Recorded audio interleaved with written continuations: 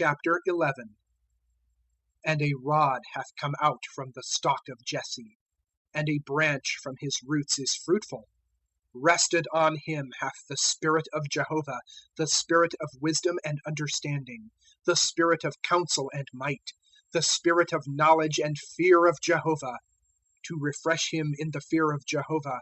And by the sight of his eyes he judgeth not, nor by the hearing of his ears decideth. And he hath judged in righteousness the poor, and decided in uprightness for the humble of earth.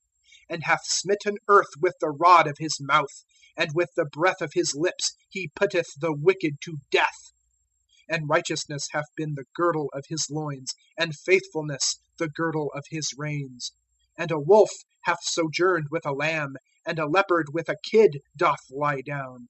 And calf, and young lion, and fatling are together, and a little youth is leader over them. And cow and bear do feed, together lie down their young ones. And a lion as an ox eateth straw. And played hath a suckling by the hole of an asp, and on the den of a cockatrice hath the weaned one put his hand. Evil they do not, nor destroy in all my holy mountain. For full hath been the earth with the knowledge of Jehovah, as the waters are covering the sea.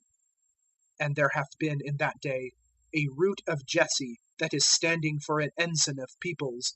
Unto him do nations seek, and his rest hath been honor.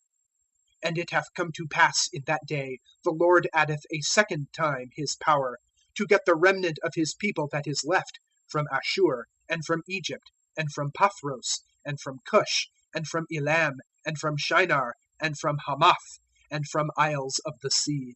And he hath lifted up an ensign to nations, and gathereth the driven away of Israel, and the scattered of Judah he assembleth, from the four wings of the earth.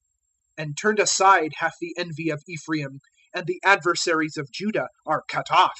Ephraim doth not envy Judah, and Judah doth not distress Ephraim. And they have flown on the shoulder of the Philistines westward.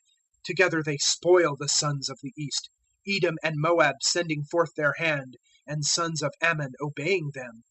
And Jehovah hath devoted to destruction the tongue of the sea of Egypt, and hath waved his hand over the river in the terror of his wind, and hath smitten it at the seven streams, and hath caused men to tread it with shoes. And there hath been a highway for the remnant of his people that is left, from Ashur, as there was for Israel in the day of his coming up out of the land of Egypt.